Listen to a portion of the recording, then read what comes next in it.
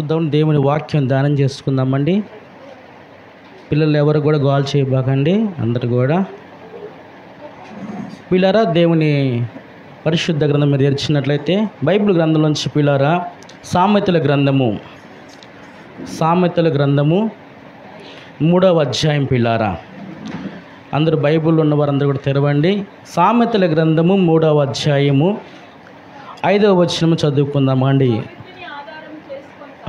నీ సుబుద్ధిని ఆధారము చేసుకొనక నీ పూర్ణ హృదయముతో యెహోవా యందు నమ్మకముంచుము. నీ ప్రవర్తన అంతటి యందు ఆయన అధికారమునకు ఒప్పుకొనుము. చాలండి పిల్లారా, జాగ్రత్తగా నా వైపు చూడండి. వింటున్నారా? మనకు తెలుసు ఆల్రెడీ సామెతలు అంటేనే చాలా శ్రేష్టమైనవి. నిజంగా సామెతల్లో అందరికీ ఏవేవి కావాలి అన్నీ కూడా దీంట్లో మొత్తం రాసి ఉంచాడు. పిల్లారా, చూద్దామండి. మనము ఈరోజు చాలామంది ఈరోజు పరిస్థితులన్నీ ఎలా ఉన్నాయంటే సొంతంగా మనమే ఆలోచన చేసుకుంటున్నాము. అర్థమైందండి? మన సొంత తెలివితేటలను ఆధారం చేసుకొని మనము ముందుకెళ్తున్నాము. లోకస్తులు అలాగనే చేస్తారు పిల్లారా. అయితే మనం దేవుని బిడలం కాబట్టి మనం ఏం చేయాలంటే మన సొంత ఆలోచనలు పనిచేయవండి. అవునా కదా? పనిచేస్తే చేయవా?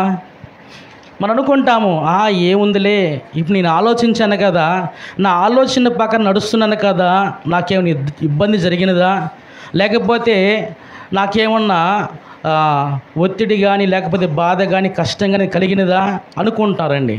ఇప్పుడేం కలగదండి. కలుగుతుందా?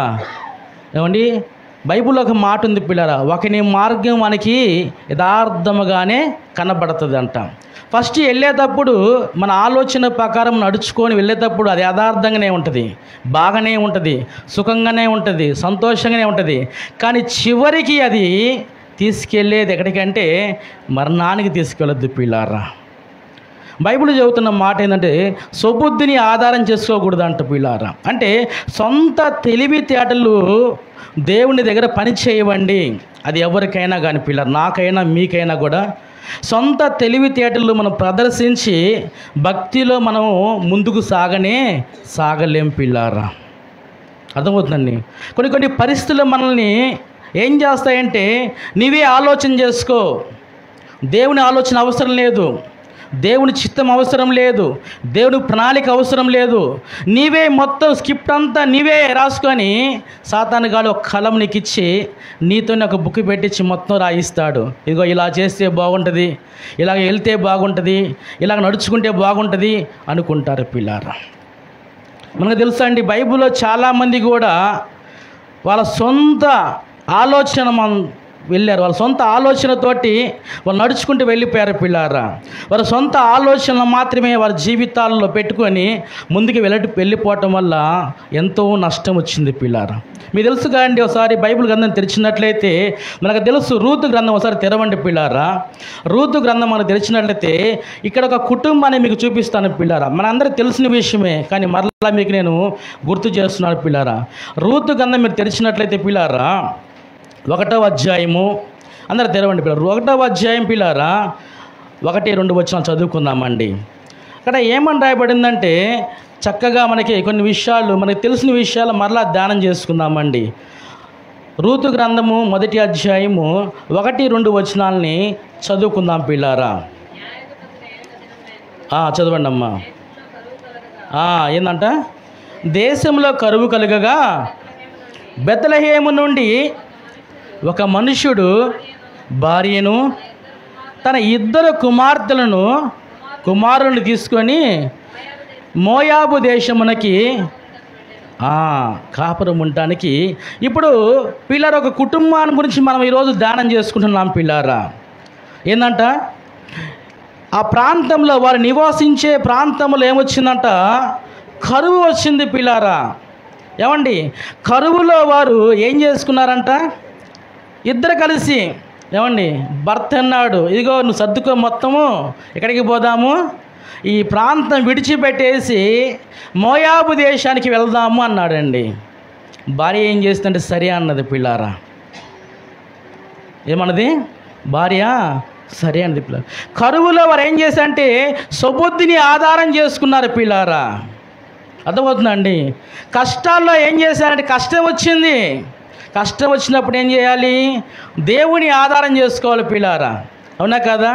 మనము చెప్తూ ఉంటాం చాలామందికి, ఎదుటి వారికి కష్టాలు వచ్చినప్పుడు ఏం చేద్దంటే, అమ్మా నువ్వు అలా ఉండబాకు, ఇలా ఉండబాకు, ప్రార్థన చేసుకుని నువ్వు బాగా నువ్వు దేవుని విడిచిపెట్టబాకు, దేవుని స్వరం కోసం వెయిట్ చేయి, నువ్వు దేవుడు ఏం చెబుతాడో ఆలకించు నువ్వని ఇతరులకి మనము ఎప్పుడో ఉపదేశం చేస్తుంటాము. అదే కష్టం నీకు వచ్చినప్పుడు, అమ్మా వింటున్నారా బాగా, అదే కష్టం నీకు వచ్చినప్పుడు నువ్వేం చేస్తావు? నువ్వు అలాగనే దేవుని ఆధారం చేసుకుంటావా? నువ్వు అలాగనే దేవుని మాట కోసం వెయిట్ చేస్తున్నావా? నువ్వు అలాగనే దేవుని స్వరం కోసం అలాగనే అక్కడే కూర్చొని ఉంటున్నావా? నీ కష్టాల్లోనే దేవుని వైపు చూస్తున్నావా? లేదు పిల్లారా. ఈరోజు చాలామంది విశ్వాసులు ఎలా ఉన్నారంటే, చాలామంది దేవుని బిడ్డల పిల్లారు ఎలా ఉన్నారంటే, ఇతరులకు చెప్పేటప్పుడు వాక్యం చాలా అందంగా చాలా బాగా చెబుతున్నాం, కానీ అదే కష్టము మన వాకిట్లో ఉన్నప్పుడు, మన ఇంట్లో ఉన్నప్పుడు, మన దగ్గర ఉన్నప్పుడు ఈ వాక్యం పని చేయట్లేదా? ఇతరులకు చెప్పినంత ఈజీగా నీవు దాన్ని అనుభవించలేకపోతున్నావు పిల్లారా. ఇతరులకు చెప్పిన ఈజీగా నీవు దాన్ని అనుభవించుకోలేకపోతున్నావు పిల్లారా. అందుకే అండి బైబిల్లో ఒక మాట ఉంది పిల్లారా, క్రియలు లేని విశ్వాసము ఏందంట? మృతం అంట పిల్లారా. క్రియలు లేకుండా మనం ఎంత విశ్వాసము ఉంచినా ఏమండి అది మృతమే పిల్లారా. ఆలోచించేద్దామండి. కష్టాలు ఉన్నాయి, వీళ్ళకి ఇబ్బందులు ఉన్నాయి. ఆ ప్రాంతంలో, బెత్లెహేము ప్రాంతంలో అందరికీ కరువే వచ్చింది. కానీ ఈ ఒక్క కుటుంబం మాత్రమే ఒక నిర్ణయం తీసుకుందండి, ఇక్కడి నుంచి వెళ్ళిపోవాలి. కష్టాలు వచ్చినప్పుడు అండి అప్పుడే సాతానుగాడు మన మైండ్లో పెడుతుంటాడు, రకరకాల ఆలోచనలు పెడుతుంటాడు పిల్లారా. ఇది దేవుని ఆలోచనేనా లేకపోతే సాతానుగాడు ఆలోచన? నాకు చాలాసార్లు మీలోని కొంతమంది ప్రార్థన చేసి చెప్పారు, కొన్ని పరిస్థితులు నేను ఏం చేయాలి, ఎక్కడికి వెళ్ళాలని ప్రార్థన చేసినప్పుడు యవ్వనస్తులు లేదు నువ్వు ఇక్కడే ఉండాలి, ఇక్కడే ఇదే ఉద్యోగం చేయాలి, ఇక్కడే నువ్వు ఉండాలి అన్నప్పుడు, మళ్ళా ప్రార్థన చేసినప్పుడు మళ్ళా దేవుడు నువ్వు ఇదే చెయ్యి అన్నప్పుడు దేవుని మాటకి లోపడి ప్రార్థన చేసినప్పుడు కొన్ని అద్భుతాలు దేవుడు పిల్లారా మన జీవితాలు చేస్తాడండి. అదే మన సొంత ఆలోచనతోటి, మన సొంత తెలివితోటి మనము ఎక్కడైనా బతకగలుగుతాములే, ఎక్కడైనా మనం జీవించగలుగుతాములే, ఎక్కడైనా ఏదైనా చేయగలుగుతాములే అని మనం ముందుకు వెళ్ళిపోతే ఎంతోసేపు పట్టదు పిల్లారా. మళ్ళీ వెనక్కి తిరిగి రావటము ఎంతోసేపు పట్టదు. నా జీవితంలో నేను అలా చేశానండి. దేవుని మాట పక్కన పెట్టేసి పిల్లారా, సేవకుల మాట పక్కన పెట్టేసి, ఏమండి వాక్యం చెబుతున్న మాటను పక్కన పెట్టేసి, నా సొంత జ్ఞానంతో ఏమండి నాకు అనుకున్న ఏ చిక్కులు రావనుకున్నానండి పిల్లారా. నేను నా జాబ్ విడిచిపెట్టేసి ఇంకా ఎదగాలి, ఎట్లా లోకంలో ఉంటారు, ఎదగాలి మంచి ఒక ఆటో కొనుక్కున్నానండి. సేవకుడు వద్దన్నాడు, అయ్యా నీకు ఆటో వద్దన్నాడు. నేను కూడా ప్రార్థన చేస్తే అంత నడిపింపు రాలే నాకు కూడా. సరేలే అనుకొని ఇంతమంది చెబుతున్నారు కదా, మనం కొనుక్కుంటే మళ్ళీ ప్రాబ్లమ్స్ వస్తాయేమో, అసలు ఏ ప్రాబ్లం రాకూడదు. ఏమండి ఏ ప్రాబ్లం రాకూడదు అంటే ఏం చేయాలి? నేను కిస్తీలో ఆటో తీసుకుంటే, ఈఎంఐలో ఆటో తీసుకుంటే ప్రాబ్లమ్స్ వస్తాయి.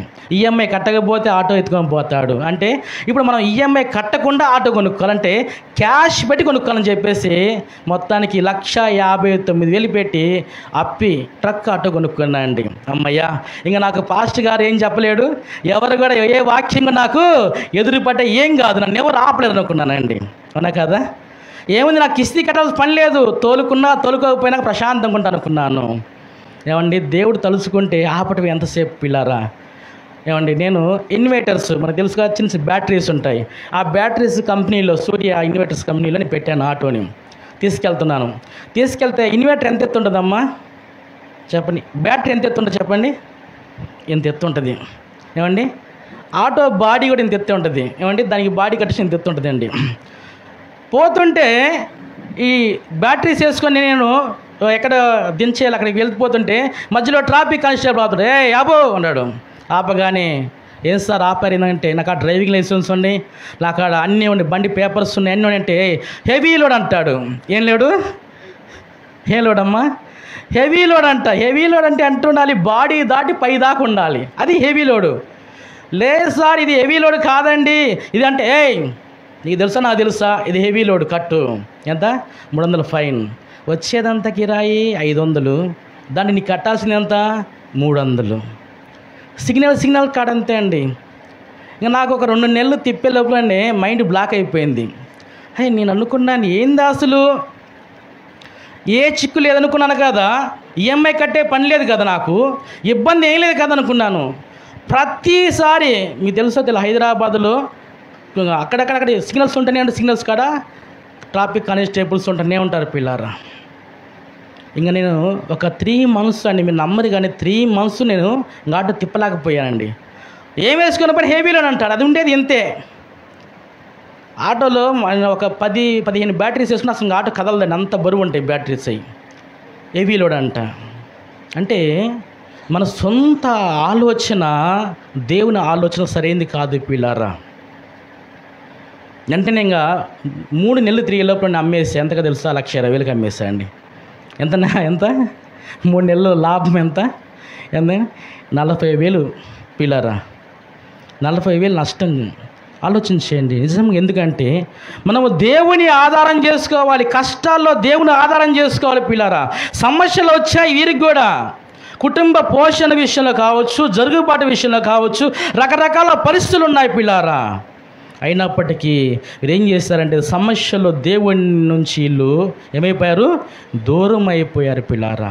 కొన్ని ఆలోచనలు అలాగనే ఉంటాయండి, కొంతమంది ఆలోచన విధానం అలా ఉంటుంది పిల్లారా. కానీ దైవికమైన ఆలోచన, దేవుని ఇచ్చే ఆలోచన అలా ఉండదండి, గుర్తుపెట్టుకోండి పిల్లారా. దేవుని నడిపింపు అలాగ ఉండదు పిల్లారా. దేవుడు నడిపింపు ఒక ప్రత్యేకంగా ఉంటుందండి. దేవుడు నడిపిస్తే ఎక్కడికెక్కడికో తీసుకెళ్ళిపోతాడు. మన ఆలోచన అయితే ఒక్కసాటే ఏమండి, నువ్వు ఈ దుకాణం వెళ్ళిపోయి ఇంకోసారి పెడితే అక్కడే ఉంటుంది తప్పక అక్కడి నుంచి కదలలేవు నువ్వు. ఎందుకంటే అక్కడ అన్ని బంధకాలన్నీ నిన్ను అమిరి ఉంటాయి పిల్లారా. అదే దేవుడు మాట విన్నప్పుడు, దేవుడు చెప్పినట్లు చేసినప్పుడు ఎక్కడికన్నా దేవుడు తీసుకొని వెళ్ళిపోతాడు పిల్ల. నా ప్రియ దేవుని బిడ్డలు ఆలోచన చేద్దామండి. ఈరోజు మనము మన సొంత బుద్ధిని, మన సొంత స్వబుద్ధిని ఆధారం చేసుకొని ఎంత నష్టపోతున్నామండి. ఒక పని చేసేటప్పుడు, ఒకటి ఏదైనా కానీ మనం చేపట్టేటప్పుడు ఇది దేవుని చిత్తమేనా, ఏమండి దేవుడు నన్ను ఆశీర్వదించాలి, దీని ద్వారా ఆశీర్వదించబడాలి, నేను దీని ద్వారా నా కుటుంబం దీవించబడాలి, లేకపోతే ఈ సమస్యల నుంచి నేను దూరపరచబడాలి, ఏమండి దేవుని చేతిలో పెడతామండి. ఏమండి నిశ్చిత్తమే జరిగించి ప్రభు అంటామా అన్నం పిల్లారా. ఆలోచించేద్దాం నా ప్రియ దేవుని బిడ్డలారా. ఇక్కడ ఈ రూతు నిజంగా, ఈ నయోమి నిజంగా ఆలోచించేద్దామండి. ఈ నయోమి తన భర్త ఇద్దరు కలిసి ఏం చేశారంటే ఒక నిర్ణయం తీసుకున్నారండి. ఆ నిర్ణయం ఏం చేసిందో పిల్లారా, ఎంత నష్టాన్ని తీసుకొచ్చిందో తెలుసండి. తన భర్త పోయాడు, తన కుమారుడు పోయాడు, తన ఇంకొక కుమారుడు కూడా కోల్పోయాడు. ఆమె ఎలా వచ్చినది ఎలా తిరిగిపోతుందండి. దేవుని నుంచి దూరం అయిపోతే, మన ఆలోచన నిజంగా సరిగా లేకపోతే ఇలాంటి నష్టాలే మనం చూస్తామండి. దేవుని బిడ్డలుగా మనము అలా ఉండకూడదు పిల్లారా. దేవుని నడిపింపు కావాలి. మనం తీసుకున్న ఆలోచన సరైనదైతే నిజంగా మనం ముందుకు వెళ్ళిపోతూనే ఉంటాం. కొన్నిసార్లు మనం ఏం చేస్తామంటే ఏమండి, ఎన్ని ఆటంకాలు వచ్చినా కానీ మనం నెట్టేసుకుని వెళ్ళిపోతూనే ఉంటాం, అవునా కాదా? ఎన్ని ఆటంకాలు వచ్చినా పరిశుద్ధాత్మ దేవుడు చెబుతూనే ఉంటాడు, వెళ్ళొద్దు ఇది చేయబాకంటున్నా కానీ మనం ముందుకు వెళ్ళిపోతూనే ఉంటామండి. మీకు తెలుసో తెలియదనండి, మేము భార్యాభర్తలు ఫ్యామిలీ మేము కొన్నిసార్లు బయటికి వెళ్ళేటప్పుడు కొంత దూరం కొండమూడి వెళ్ళగానే ఇంక బండి ముందుకు వెళ్ళలేకపోతుంటాం. మనసు ఏంటంటే ఎంతో బాధతోటి ఇంక వెళ్ళొద్దు, అసలు వెళ్ళొద్దు, నువ్వు ఇంటికి వెళ్ళిపోను. ఎంత రెడీ అయిపోయినాం పిల్లలతోటి, మేము ఎంత రెడీ అయిపోయి వెళ్ళిపోదనుకుంటాము, కానీ వెళ్ళొద్దు అన్నప్పుడు నిజంగా నేను చెబుతున్నా, అనుభవంతో చెబుతున్నా పిల్లారా, కొన్నిసార్లు వెనక్కి తిరిగి వెళ్ళిపోయామండి. వద్దంటున్నాడు దేవుడు, అసలు మనసు ఒప్పుకోవట్లేదు, మన ఆలోచన వేరి వెళ్ళాలనుకున్నాము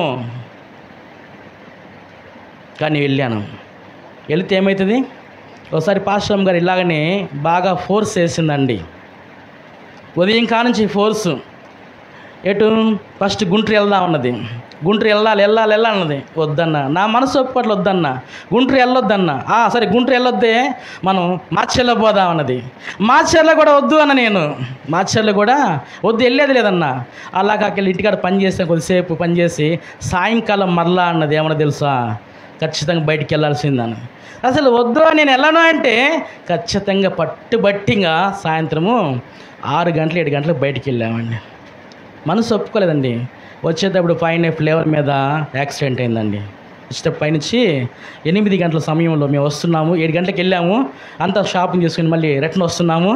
పైన బ్రిడ్జి మీద దేవుని కృపను బట్టి తెలుసా అండి, పిడుగురాల బ్రిడ్జి చాలా హైట్ ఉంటుంది. ఆ బ్రిడ్జి మీద వెనక బైక్ వచ్చి స్పీడ్గా వచ్చి గుద్దేశాడు. ఇంకా ఎట్లా కొంచెం ఉంటే జస్ట్ కింద పడితే ఆ బ్రిడ్జి మీద యాక్సిడెంట్ జరిగిన ఎవరు బతకలేదు.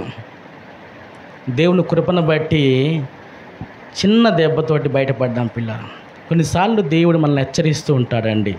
కొన్నిసార్లు దేవుడు మనకి తెలియపరుస్తుంటాడు పిల్లారా. అవన్నీ మనం గుడ్డిగా పక్కన పెట్టేసి మనం వెళ్ళిపోతే నష్టాన్ని మనం చూస్తామండి. ఈ నయోమి కుటుంబం కూడా ఎంత నష్టపోయిందో పిల్లారా. మళ్ళా తిరిగి ఎక్కడికి వెళ్ళిందండి. కొన్ని దినాలు ఆగిన తర్వాత దేవుడు మళ్ళీ అక్కడ సమృద్ధిని ఇచ్చాడు ఆ ప్రాంతంలో. ఆ కొన్ని దినాలు వెయిట్ చేయలేకపోయిందని, దేవుని కోసం కనిపెట్టుకోలేకపోయింది పిల్లారా. నా ప్రియ దేవుని బిడ్డలు ఆలోచన చేద్దాం. ఈరోజు మన సమస్యలు మనల్ని అలా నడిపించకూడదని ప్రభుపేట మిమ్మల్ని హెచ్చరిస్తున్నాను. తర్వాత ఇదే పరిస్థితులు ఇంకొక కుటుంబం కూడా ఉన్నది పిల్లారా. చూద్దామండి, ఆదికాండం మీరు తెరవండి పిల్లారా ఒకసారి. ఆదికాండం మీరు తెరిచినట్లయితే ఇంకొక కుటుంబం కూడా ఇదే పరిస్థితుల్లో మనకు కనబడుతుంది పిల్లారా. ఆదికాండము 13వ అధ్యాయం పిల్లారా. ఆదికాండము 13వ అధ్యాయం అండి. ఆదికాండము 13వ అధ్యాయము 12వ వచనం చదువుకుందామండి. అబ్రహాము కానానులో నివసించును. లోతు ఆ మైదానమందున్న పట్టణముల ప్రదేశములో కాపురం ఉండి సొదొమ దగ్గర తన గుడారము వేసుకొనెను.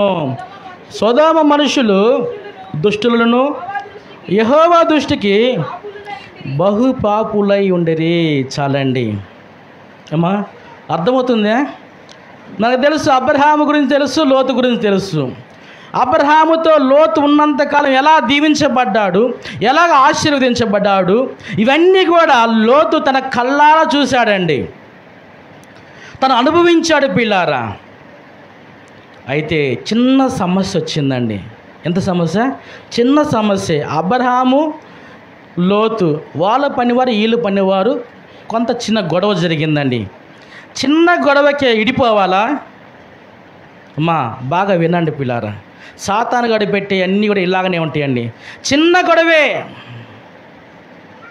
ఏమండి, అరే మీ వాళ్ళందరినీ విడిచిపెట్టేసి అబ్రహాం వెళుతున్నప్పుడు నేను కూడా వస్తా పెద్దనా, నీ అమ్మటి నేను కూడా వస్తాను, అందరిని విడిచిపెట్టేసావా? ఈజీగా విడిచిపెట్టావు కదా.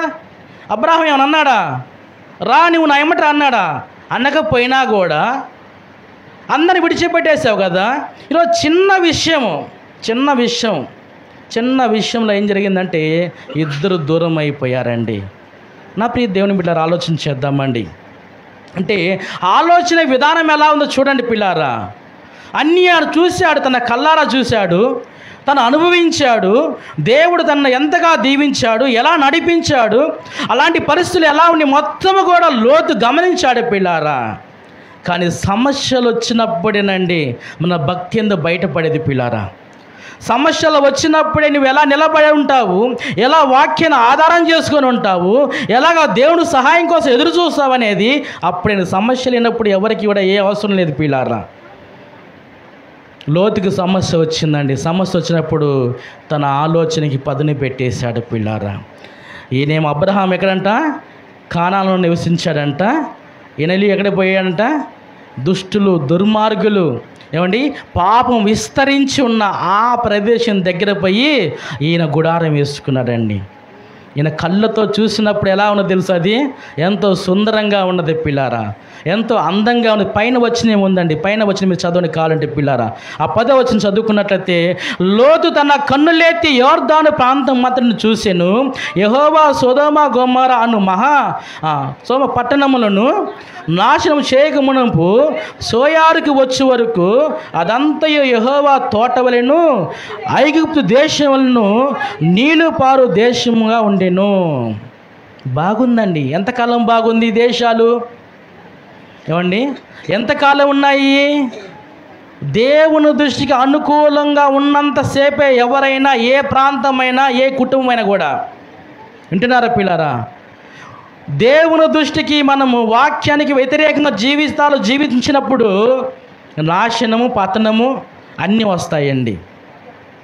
కానీ లోతు చూసినప్పుడు చాలా బాగుందండి. మనం కూడా అంతే అండి, చూసినప్పుడు అన్నీ బాగానే ఉంటాయి. మన ఆలోచన బాగా నడుచుకున్నప్పుడు అన్నీ బాగానే ఉంటాయి. చివరికి కదా ఆ పర్యావసం ఎంత భయంకరంగా ఉంటుంది, దాని పరిస్థితులు ఎంత తీవ్రంగా ఉంటాయి, ఎన్ని ఇబ్బందులు ఉంటాయి పిల్లారా. కలిసి ఉన్నప్పుడు ఉండే ఆనందం దూరం అయినప్పుడు వచ్చే ఆ బాధ చాలా చెప్పుకోలేనిది పిల్లారా.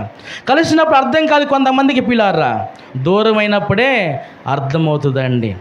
ఇప్పుడు అబ్రహాముతోటి లోతు కలిసి ఉన్నంతసేపు ఏమి అర్థం కాలేదు. వెళ్ళిపోయాడు. ఎక్కడైతే దుష్టత్వం ఉన్నదో, ఎక్కడైతే పాపం ఉన్నదో బైబిల్ చెబుతున్నప్పుడు, దుష్టుల మార్గం నడవక, అపహాసులు కూర్చుండక, ఏమండి, ఈ మాటలన్నీ కూడా నిజంగా మనకు తెలియకపోవచ్చు. అక్కడికి పోయి ఉన్నాడు పిల్లారా. ఆలోచన చేద్దామండి, ఎంత భయంకరమండి. ఏమండి, ఇన్ని పరిస్థితులు దేవుడి నుంచి ఎన్ని చూశాడు, అవన్నీ కూడా వాటిని బేస్ చేసుకోలేదండి. సమస్య రాగానే సొంత నిర్ణయాలండి. అర్థమైందండి? సొంత ఆలోచనలు పిల్లారా, అవి ఎప్పుడు కూడా మన జీవితంలో ఆశీర్వాదాన్ని ఇవ్వండి. గుర్తుపెట్టుకొని పిల్లారా, మనుషుల వైపు చూడకుండా సమస్యలు వచ్చినప్పుడు దేవుని వైపు చూడటం నేర్చుకోవాలి పిల్లారా. అర్థమైందండి? మనుషుల జ్ఞానం ఆధారం చేసుకోకూడదు, దేవుడు జ్ఞానాన్ని ఆధారం చేసుకో. అందుకని బైబిల్లో ఒక మాట ఉందని చదువుదామండి. 1 కొరింథీయులకు రాసిన పత్రిక మీరు తెరిచినట్లయితే పిల్లారా, అక్కడ ఒక మాట రాయబడిందండి. 1 కొరింథీయులకు రాసిన పత్రిక మీరు తెరవండి. 1 కొరింథీయులకు రాసిన పత్రిక 1 కొరింథీయులకు రాసిన 2వ అధ్యాయం పిల్లారా. 1 కొరింథీయులకు రాసిన పత్రిక 2వ అధ్యాయం 4వ వచనం చదువుకుందామండి. మీ విశ్వాసము మనుషుల జ్ఞానం ఆధారము చేసుకొనక దేవుని శక్తిని ఆధారము చేసుకొని ఉండవలెను. చాలు పిల్లారా. ఏందంట? మన విశ్వాసము ఎవరిని ఆధారం చేసుకుంటుందంట? మనుషుల జ్ఞానానికి కాదండి. సమస్యలు వచ్చినప్పుడు మనుషులు పక్కన ఉన్నవారు రకరకాల సలహాలు ఇస్తుంటారండి. అర్థమైందమ్మా? వారికి దేవుడి గురించి తెలియదు, దేవుని ప్రేమ తెలియదు పిల్లారా. లోకస్తులు మన సమస్యలను బట్టి మన దగ్గర ఉండి ఏమేమి సలహాలు ఇస్తారంటే ఉచిత సలహాలు ఇస్తారండి. ఇలా చేస్తే బాగుండేది కదా, ఇలాగ దూరంగా ఉండండి, ఇబ్బంది ఏముంది, ఏం కాదులే. వినబాకండి పిల్లారా. ఏమండి, దేవుని ఆలోచన వేరండి, దేవుని ప్రణాళిక వేరు పిల్లారా. అందుకని బైబిల్ ఉంది, నిజంగా ఒక విశ్వాసి అయి ఉన్నట్లయితే, దేవుని రక్తంలో కడగబడిన వ్యక్తి అయి ఉన్నట్లయితే, నీవు దేవునితో నడిచే వ్యక్తివి అయితే, నీవు మనుషుల జ్ఞానమని ఆధారం చేసుకోక దేవుని శక్తిని మాత్రమే, దేవుని జ్ఞానాన్ని మాత్రమే ఆధారం చేసుకొని జీవిస్తుంటాం పిల్లారా. అయ్యో, నా కుటుంబంలో సమస్య వచ్చింది కదా, ఇదిగో నా జీవితంలో, ఇదిగో మా కుటుంబంలో సమస్య తలెత్తింది కదా, నేనేం చేయాలి? ఏమండి, మనుషులు రకరకాలుగా మాట్లాడుతుంటారండి. నరవని నాలుక ఏదన్నా మాట్లాడుద్దంట. అవునా కాదండి? అవునా? నేనైతే నిజంగా నమ్మనండి.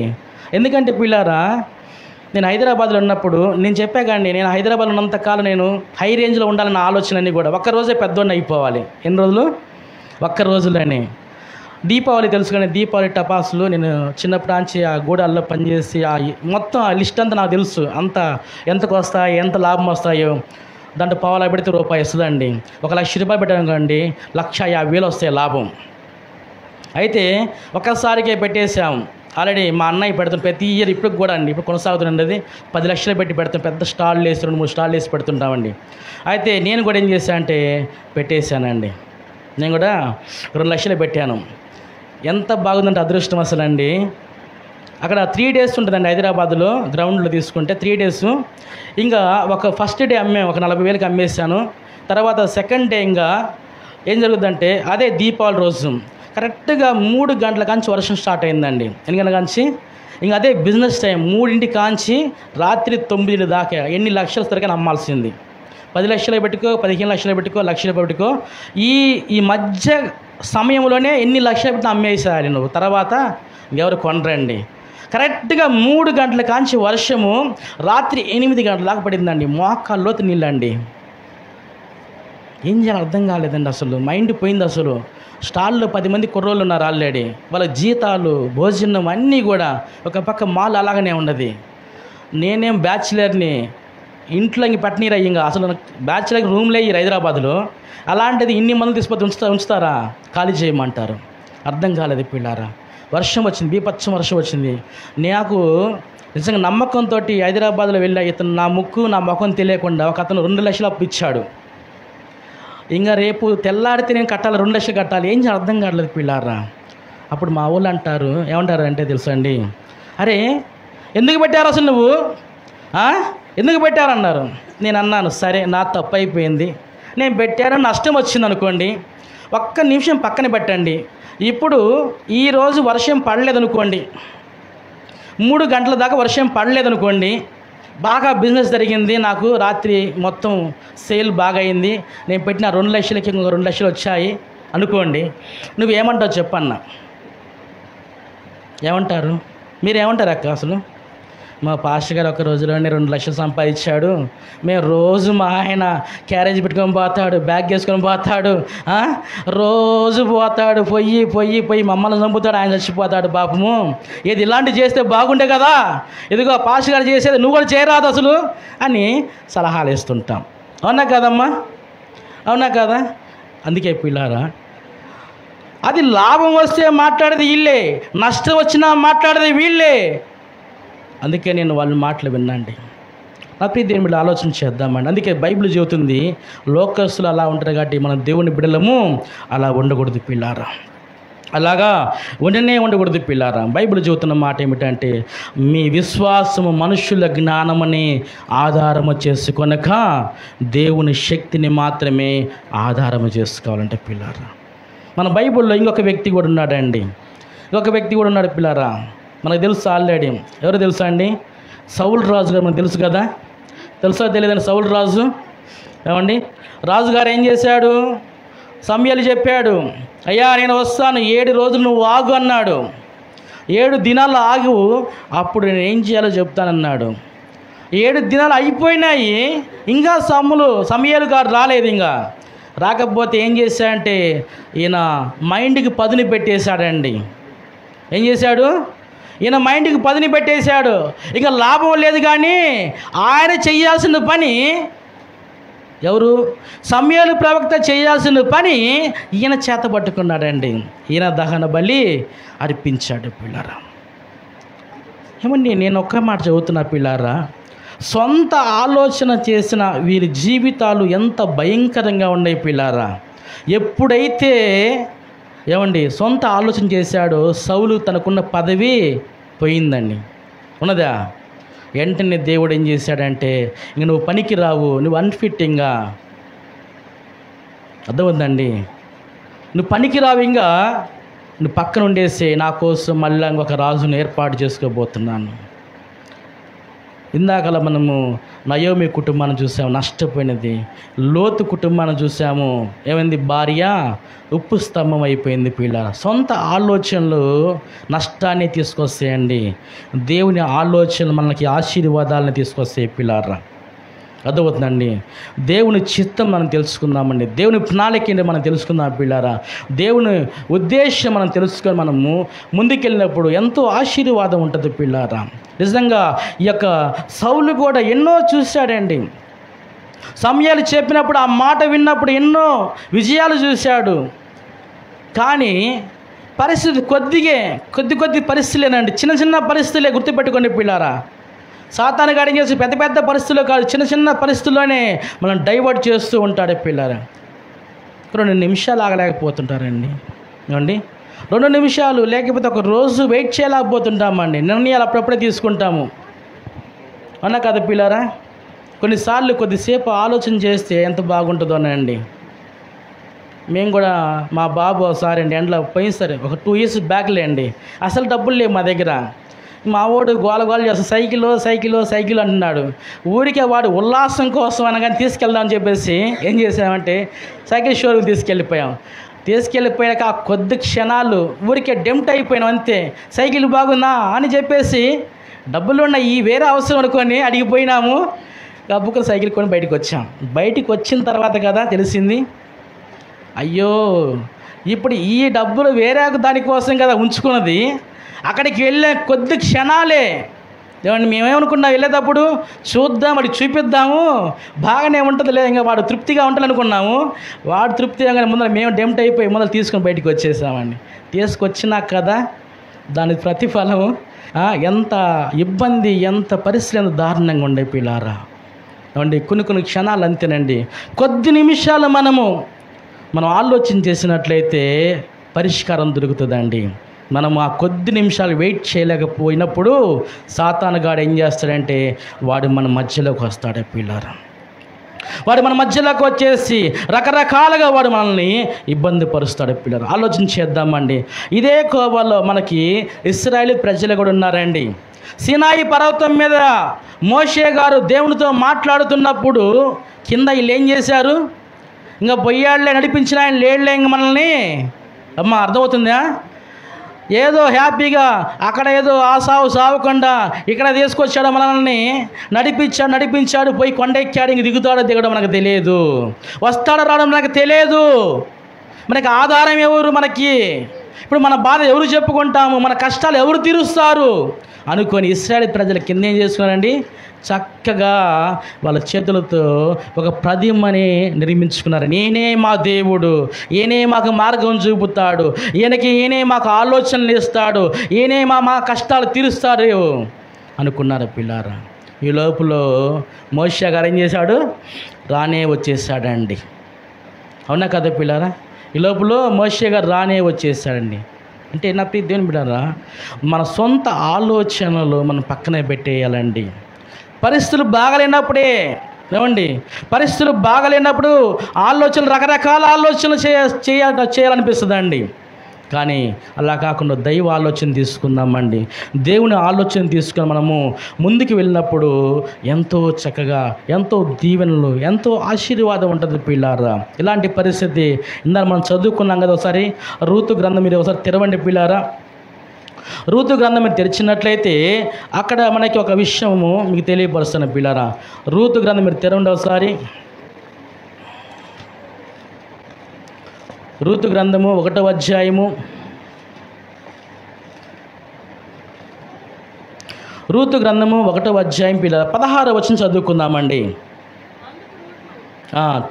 అందుకు రూతు, నా వెంబడి రావద్దని నన్ను విడిచి పెట్టుమనియు నన్ను బతిమాలు కొనవద్దు, నువ్వు వెళ్ళు చోటికి నేను వచ్చేదను, నీవు నివసించిన చోటిని నేను నివసించదను, నీ జనమే నా జనము, నీ దేవుడే నా దేవుడు. చాలమ్మ, అర్థమవుతుందా? ఇక్కడ మనకు తెలుసు, ఇందాక మీకు చెప్పాం కదా, నయోమి గురించి చెప్పాం కదా. నయోమి ఎంతో నష్టపోయింది. అయితే తన 2 కోడళ్ళతో చెప్తుందండి. ఏమని చెబుతుందంటే, అమ్మ మీరు చక్కగా ఇంకా పరిస్థితులు బాగలేవు, మీరు మీ తల్లిగారి ఇళ్ళకి వెళ్ళిపోండి అన్నప్పుడు ఓర్పా ఏం చేసిందండి, ఏం చేసినాడు, చక్కగా తన ఆలోచన ప్రకారము ఏం చేసినది, తన అమ్మగారి ఇంటికి వెళ్ళిపోయినది. కానీ ఆ సమయంలో రూత్ ఏం చేసిందో తెలుసా? ఏం చేసిందంట, నేను నీ అమ్మటే వస్తాను, చావైనా బతుకైనా నేను నీతోనే ఉంటాను, నీ జనమే నా జనము, నీ దేవుడే నా దేవుడు. సొంత బుద్ధిని ఆధారం చేసుకోలేదు పిల్లల రూత్. ఇక్కడ ఆధారం చేసుకున్నదా? సొంత ఆలోచనలు ఆధారం చేసుకున్నదా? తన సొంత లైఫ్ని డిజైన్ చేసుకుందామేమన్నా చేసుకుందండి. నాకు కొత్త లైఫ్ కావాలనుకుందా? లేదు పిల్లారా. ఒక మంచి ఆలోచన పిల్లారా, ఒక మంచి ఆలోచన చేసిందండి. ఏదేమైనా కానీ, ఎవరు ఏమనుకున్నా కానీ, అంటే సమాజంలో భర్త లేకపోతే ఎంత చిన్న చూపు ఉంటుంది ఏమండి, ఎంత భయంకరంగా చూస్తారు. అయినా కానీ పర్వాలేదు, కానీ నేను నీతోనే ఉంటాను.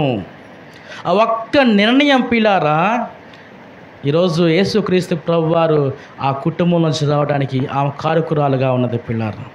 ఏమండి, దావీదు ఆ కుటుంబంలో రావడానికి ఆమె కారకురాలుగా మారింది పిల్లారా. ఎంత అద్భుతమండి. తన అత్తగారు చెప్పారు, వెళ్ళిపోండి అమ్మ, మీరు ఇంకా మీ గృహాలకు వెళ్ళిపోండి, మీ అమ్మగారులకి వెళ్ళిపోండి అంటే, లేదు లేదు. నేను ఎందుకు చెప్తున్నట్టు పిల్లారా, మన ఆలోచన విధానం మారాలండి. అయితే ఈమె ఎలాగ దీవించి పక్కనే ఉంది పిల్ల, చదువుతాండి. అదే రూతు గ్రంథం 4వ అధ్యాయము 17వ వచనం చదువుకుందామండి. రూతు గ్రంథము 4వ అధ్యాయము 17వ వచనం ఉంది. ఆమె పొరుగు 4వ అధ్యాయం 17వ వచనం అమ్మ. ఆమె పొరుగు స్త్రీలు నయోమి కొరకు కుమారుడును పుట్టినని చెప్పి అతనికి ఓబేదు పేరు పెట్టిరి. అతడు దావీదునకు తండ్రి అయిన యెషయా యొక్క తండ్రి.